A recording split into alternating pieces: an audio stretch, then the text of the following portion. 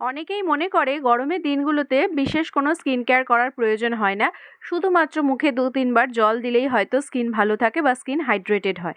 সেটা কিন্তু একদমই নয়।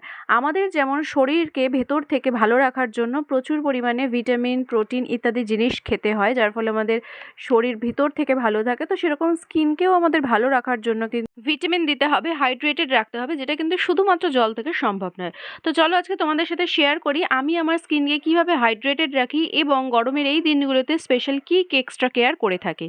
তো প্রথমেই দেখো আমি আমার স্কিনের টাইপ অনুযায়ী একটা ফেস ওয়াশ ইউজ করছি। এখানে আমি নিয়েছি ডট অ্যান্ড কিয়ের এই ব্লু রেঞ্জটা। এটা কিন্তু ভীষণ ভালো এবং এটার স্মেলটাও প্রচণ্ড সুন্দর। এটা কিন্তু অয়েলি স্কিনের জন্য ভীষণই ভালো।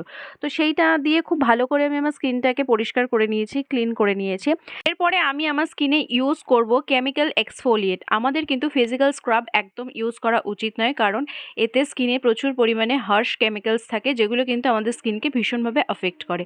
তো তার জন্য আমি এখানে নিয়েছি পিলগ্রিমে 25% AHA/BHA কেমিক্যাল পিল সলিউশন। তো তোমরা যারা নতুন এটা ইউজ করবে ফার্স্ট টাইম, তাদেরকে আমি সাজেস্ট করব তারা 5% দিয়ে স্টার্ট করো।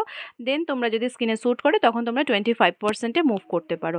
তো সেটা লাগিয়ে রেখে 10 মিনিট ওয়েট করে আমি ওয়ার্ম ওয়াটার দিয়ে ধুয়ে নিয়েছি। এরপরে ব্যাস আর কিছুই না, আমি এখানে লাগিয়ে নিয়েছি নর্মাল টোনার, যেটা আমি ইউজুয়ালি ইউজ করে থাকি। সেটা হচ্ছে বায়োটিকের এই গ্রিন কিউকাম্বার টোনারটা।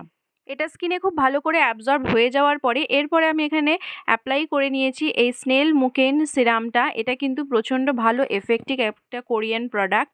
তো যেটা কিন্তু এই মুহূর্তে ইন্ডিয়াতে খুব ইজিলি অ্যাভেলেবেল রয়েছে এবং এটা কিন্তু dry two normal to oily যে কোনো স্কিনের জন্য প্রচণ্ড effective.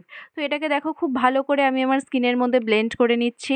This is from COSRX brand. এটা কিন্তু নায়কা, অ্যামাজন, পার্পল সব জায়গাতেই অ্যাভেলেবেল রয়েছে। এর মধ্যে রয়েছে anti oxidant, anti inflammatory, wound healing properties, যেটা কিন্তু স্কিনকে ভীষণভাবে হাইড্রেটও রাখে।